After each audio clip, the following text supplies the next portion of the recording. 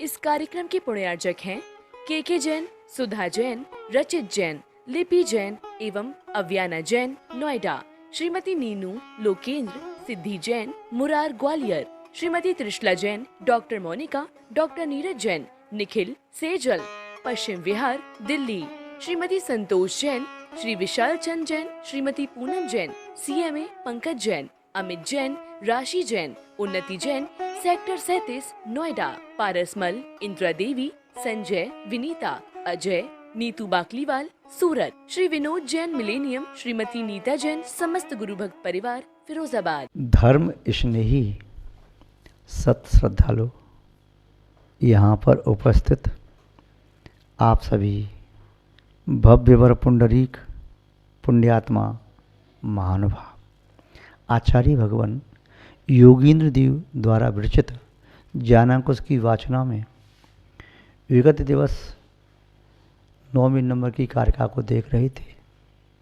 इस कारिका में आचार्य महोदय बता रहे थे कि जो भव्य जीव अपनी ब्रह्म में चर्या करता है, अपनी आत्मा में चर्या करता है, चाहे अभी वह गृहस्थ जीवन में रह रहा है या साधु बन गया, अपनी ब्रह्मचर्या करने वाला यदि शुद्ध आत्मा का चिंतन करता है, सविकल्प ध्यान करता है, भावना भाता है, अनुभावना भाता है या निर्विकल्प ध्यान में लीन हो जाता है, ऐसी शुद्ध आत्मा का ध्यान करने वाला हुआ गृहस्थ या साधु नियम से कर्मों के बंधन से छूट जाता है।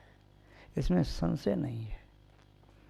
ये नहीं कहा कि गृहस्थ और साधु दोनों मोक्ष जाते हैं ध्यान करने वाले।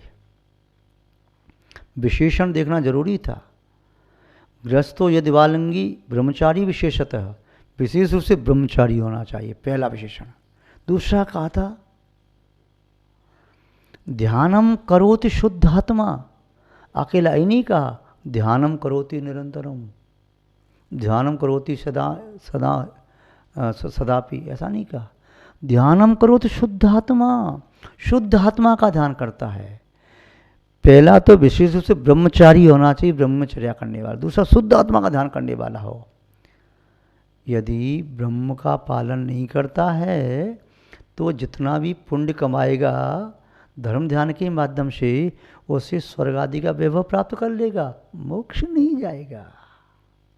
साधु भी यदि ब्रह्म का शुद्ध पालन नहीं करेगा तो पुण्य का सब करके प्रचुर भोगों को प्राप्त कर सकता है। और श्रावक भी यदि ब्रह्मचर्य का पालन नहीं करेगा तो निदान और आकांक्षा के माध्यम से वैभव प्राप्त करेगा। तो इसलिए पहला विशेषण दिया ब्रह्मचारी विशेषता। दूसरा दे रहे हैं ध्यानम करो तो शुद्ध आत्मा का ध्यान करे। यदि गृहस्थ या साधु ध्यान तो कर रहा है, किसका कर रहा है? वह ध्यान कर रहा है इष्ट के वियोग का, अनिष्ट के संयोग का, पीड़ा का या आगामी भव में भोग प्राप्त हो इसका। तो क्या वह मुक्त हो जाएगा? आर्त ध्यान से मुक्त नहीं होगा। वह आर्त ध्यान करने से जीव मोक्ष को प्राप्त नहीं करते। तो रौद्र ध्यान करे यदि हिंसानंदी, मशानंदी, चौर्यानंदी और परिग्रह संरचनानंदी, तो मुक्त हो जाएगा, उससे भी कर्मों से बंधेगा। इसलिए कहा कि दो बातें, ब्रह्म में चर्या करने वाला हो। ब्रह्मचर्या करने का असर क्या होता है? केवल शरीर से अब ब्रह्म का त्याग कर दिया तो ब्रह्मचर्या हो गई।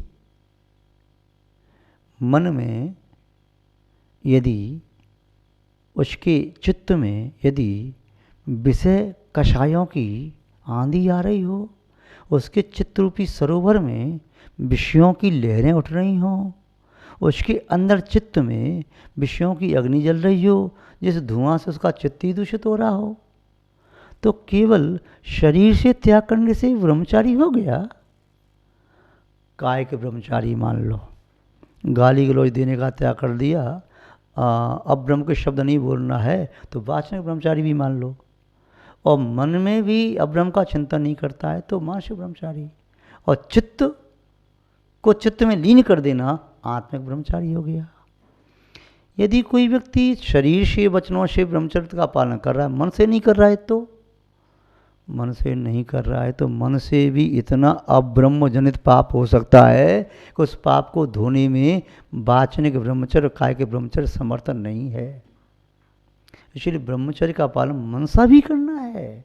अच्छी बात है कि पहले शरीर से अब्रह्म का त्याग किया, वचनों से ब्रह्म का त्याग किया, अब मन से भी त्याग कर दो। इतनी अहंकारी बन के मत बैठो कि मैं तो ब्रह्मचारी हूँ। कई लोग घर में रहते हैं, गृह त्यागवती, यदि अपशब्द बोलते हैं, वचन गंदे बोलते हैं तो ब्रह्मचर्य दूषित होगा।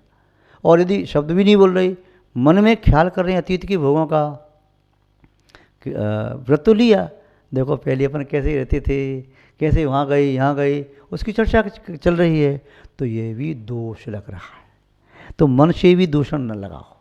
ऐसा नहीं है मन को कौन देख रहा है, बस अरे मैं सौगंध खाता हूँ, मैंने आज तक जब से व्रत लिया है तब से किसी को छुआ तक नहीं है, और मैं तो छूता भी नहीं, टच नहीं हो सकता। टच हो गया तो मैं तो काष्य करता हूँ, माला फेरता हूँ, उपवास करता हूँ। शरीर से टच होने पर उपवास, माला, काष्य करना अच्छी बात है, किंतु अपने मन से पूछ लेना, मन से कितनी बार टच हुए, मन कितनी बार उसमें रमण करता रहा। तो कहीं ऐसा तो नहीं कि दुनिया को धोखा देने के लिए बाहर का व्रत ले लिया हो। तो यहाँ आचार्य महोदय कह रहे हैं मनसा वाचा कर्मणा, यदि शुद्ध ब्रह्मचर्य का पालन किया है तभी मन ध्यान में एकाग्र हो पाता है। यदि मन पुद्गलों की चक्र काट रहा है, चाहे रोटी के चक्र काटे और चाहे वह पौधगल संपदा के चक्र काटे, धन का चक्कर काट रहा है, चाहे तन का चक्कर काट रहा है, चाहे वह और कोई स्वजन परिजन पुरजन का चक्कर काट रहा है, या कोई अचल चल संपत्ति के चक्कर काटता है, या चलचित्र देखने के लिए मन वहीं बार बार जा रहा है, अरे मुझे टीवी में देखना था, या बार बार मन से बीवी के पास पहुंच गया या बच्चों के पास पहुंच गया, तो ये नहीं, ये दोष है। मन जब तक चंचल है तो चित्त एकाग्र नहीं होगा शुभ ध्यान में। तो इसलिए कहा ब्रह्मचारी विशेषता। दूसरी बात कही थी शुद्ध आत्मा का ध्यान करना। आत्मा का शुद्ध स्वरूप क्या है? शुद्ध आत्मा का ध्यान करने से क्या होगा?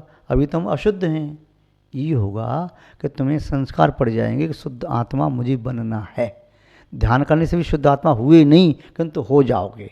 व्यक्ति जैसा सोचता है वैसा हो जाता है, और जैसा सोचता है वैसा स्वप्न भी आने लगता है, और स्वप्न आने लगते हैं फिर स्वप्न साकार भी होने लगते हैं। गलत सोचता है तो गलत। कोई व्यक्ति विद्यार्थी पढ़ रहा है और सोचता है कि स्वप्न आया कि मैं स्वप्न में साधु बन गया, तो वह हो सकता है कि साधु में बढ़ जाए। स्वप्न में अच्छे नंबर से पास हो गया विद्यार्थी तो पास हो सकता है, स्वप्न में फेल हो गया तो फेल भी हो सकता है, स्वप्न में सोचता है फिर झगड़ा हो गया उससे झगड़ा भी हो सकता है। तो जो भी शुभाशुभ व्यक्ति को मिलता है उसके पूर्व उसे आभास या स्वप्न या किसी निमित्त से परिज्ञान जरूर होता है। तो इसीलिए पूर्व श्लोक में बात कही थी कि इस प्रकार से ध्यान करे तो संशय नहीं करे, फिर ध्यान करके फिर नहीं सोचे कि मैं मोक्ष जाऊंगा कि नहीं जाऊंगा, मेरा कल्याण होगा कि नहीं होगा। अब संशय में नहीं, आचरण होते न अत्र संशया, इसमें फिर कोई संशय नहीं, मुच्यते, छूट ही जाता है वो। कोई विकल्प मत करो। अनंत जीव छूट गए, आज भी छूट रहे हैं बहुत सारे जीव और आगे भी छूटेंगे, उनमें आपका भी नंबर है। अपनी आत्मा से कहो, हे आत्मन, आगामी काल में तेरा नंबर मोक्षगामी जीवों में है, लिस्ट में है। माता पूछे तो ये कैसे मालूम? मुझे अंदर से विश्वास हो रहा है, मुझे आभास हो रहा है जैसे केवली वन में से कभी कहा है कि तुम मोक्षगामी जीव है, इतनी मोक्ष चला जाएगा। अंदर अपनी आत्मा से कहो, और आत्मा से कहोगे, आत्मा से आत्मा कहे, आत्मा की बात आत्मा सुने तो बात अकाट्य होती है, वह खंडित नहीं होती। तो महानुभाव आगे आचरण महोदय कह रहे हैं कि संसार का स्वरूप क्या है, पदार्थों का स्वरूप क्या है, मोक्ष मार्ग का स्वरूप क्या है। इस संबंध में आचरण महोदय कह रहे हैं, पदार्था अन्यथा आलोके शास्त्रम स्यादिद मन्यथा अन्यथा मोक्ष मार्गस्य लोकः क्लिश्यति चान्यथा। आचार्य महोदय ने संसार की दशा को देख करके बात कही कि संसार में क्या है, चार बातें बता रहे हैं। पदार्था अन्यथा लोके, लोक में देखा जाता है पदार्थ का स्वरूप कुछ और है और व्यक्ति मानता कुछ और है। जैसे कि व्यक्ति इंद्रिय के द्वारा इष्ट पदार्थों का सेवन करने के पहले इस धारणा, कल्पना, विश्वास में जीता है इससे मुझे सुख मिलेगा, किंतु भोगने के उपरांत उसे दुख मिलता है। चाहे किसी भी इंद्रिय के माध्यम से पदार्थ का सेवन करे, लगता है सुख मिलेगा, और सेवन करने के बाद उसे दुख प्रतीति होती है, और उपभोग छूट जाता है, दुख होता है। कोई भी धन संचय किया, संचय के पहले धारणा है सुख मिलेगा, क्योंकि संचय करने पर अरे हम तो जानते थे अमीर व्यक्ति सुखी होंगे, अमीर तो गरीबों से ज़्यादा दुखी हैं। हम जब गरीबी में थे तो भी सुख थे। गरीबी में 4 घंटा काम किया, 2 घंटा सुबह 2 घंटा शाम को मंदिर में लगाया, परिवार के लिए समय दिया, चैन की खाते थे। अब क्या ही झंझट पाल रखा हमने, दुकान, गोदाम, फैक्ट्री, ये सब है, कमा रहे हैं, धन तो आ रहा है, पर सुख शांति चली गई। तो संसार में जो भी पदार्थ हैं वह भ्रम है। कैसा भ्रम है? जैसे मृग मरीचिका होती है, नदी में बालू चमक रही है, व्यक्ति दूर से क्या कहता है, देखो पानी, उसे तो पानी में और बालू चमक रही है तेज धूप से, और ऐसा लग रहा है जैसे कुछ चमकती सी ऊपर उठ रही है, देख पानी की लहर आ रही है, धूल में बालू में लहर दिखाई दे रही है। कहीं सीप पड़ी हो, वह क्या कहता है, देखो अभी व्यापारी गए थे ना, उनकी चांदी गिर गई, वो चांदी है। कहीं पीतल हो, वो सोना दिखाई देता है। ये भ्रम में जीता है, ये लोक भ्रम में जीता है। यदि लोक का भ्रम दूर हो जाए तो लोक संसार में रह नहीं सकता, जीव संसार रह नहीं सकता।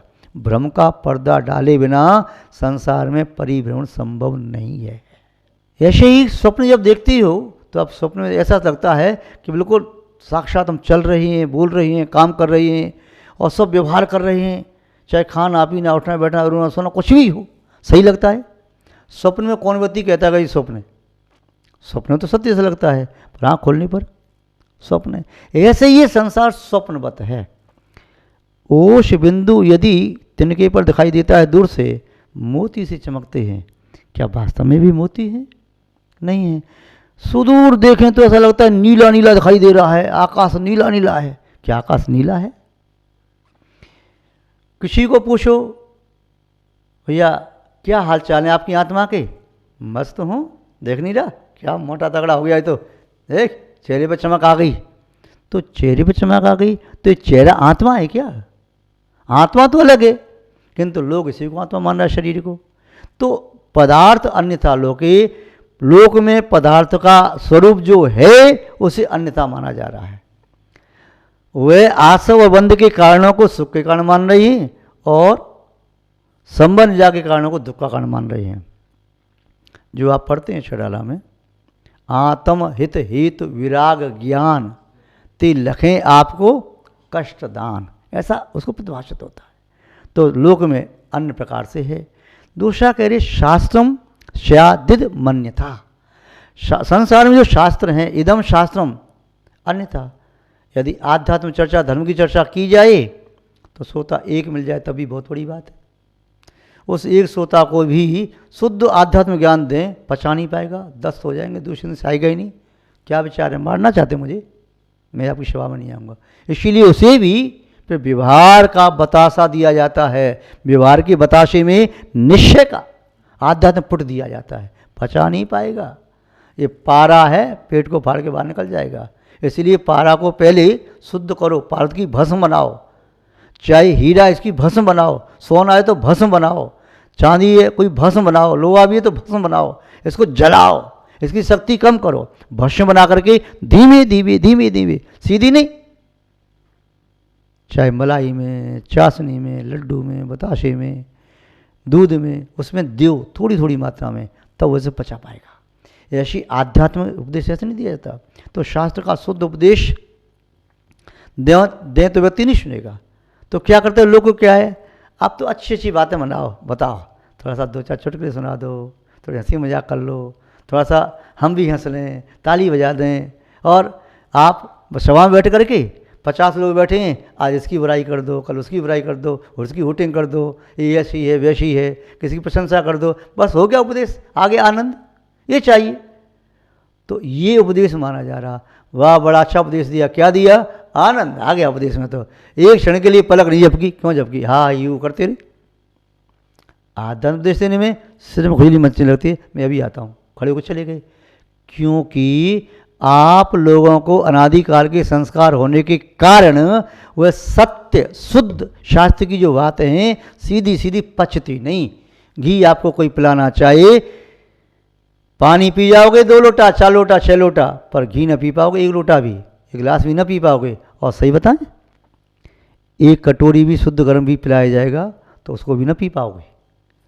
यदि 1 चम्मच 2 चम्मच घी खाते भी हो तो आटे में मिला करके रोटी से चिपक के खा पाते हो, या फिर पूड़ी आदि में लग गया या और व्यंजनों में, वैसे ना खा पाओगे। उसके साथ कोई ना कोई चीज़ या शक्कर में डाल करके घी खा लोगे, किंतु ऐसे शुद्ध नहीं खाया जाता। इतना भी खाया 100 ग्राम भी खाया तो ऐसा होता उल्टी ना हो जाए।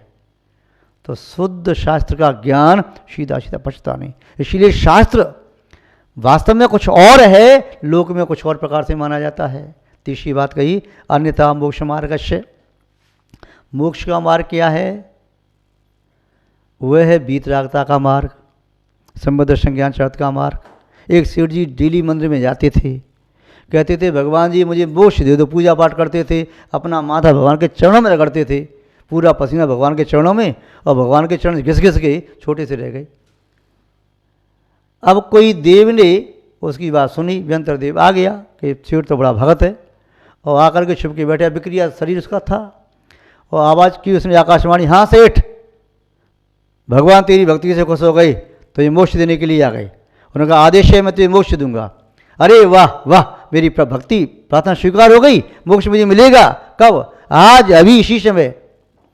तो दे दो, मोक्ष तो मिल जाएगा, अभी ले, सुन ले, मोक्ष प्राप्त होगा तो ये 2 मिनट में। इसके पहले 1 मिनट के अंदर तेरी पत्नी अभी ऑन द स्पॉट मृत्यु को प्राप्त हो जाएगी, तेरे पुत्र अभी मृत्यु को प्राप्त हो जाएंगे, तेरे भाई बंधु सब नष्ट हो जाएंगे, तेरी संपत्ति का एक भी कण नहीं बचेगा, स्वाव करके राख हो जाएगा, और तेरा शरीर अभी 1 मिनट में जर्जर हो जाएगा, जीर्ण शीर्ण हो जाएगा। सेठ चिल्लाया, बकवास करता है क्या? ये कोई मोक्ष होता है क्या? यदि जिस मोक्ष में मेरी पत्नी मर जाए, मेरे बच्चे मर जाए, मेरी संपत्ति नष्ट हो जाए, मेरा शरीर नष्ट हो जाए, मुझे ऐसा मोक्ष नहीं चाहिए, जा भगे यहाँ से। तो मोक्ष भी ऐसा चाहते हैं जैसे बीवी बच्चे साथ में रहें। तो संसार में ऐसा मोक्ष चाहते हैं, पर मोक्ष का स्वरूप है आत्मा शरीर के पार हो जाना, मान भाव। तो मोक्ष का स्वरूप लोक अन्यथा है। आगे कहा लोक क्लेशित अन्यथा, ये लोक अन्य प्रकार से क्लेश को उठा रहा है। जो क्लेश के कारण है उन्हें तो समझ नहीं पा रहा, जो सुख के कारण है उनमें ही क्लेश खोज रहा है।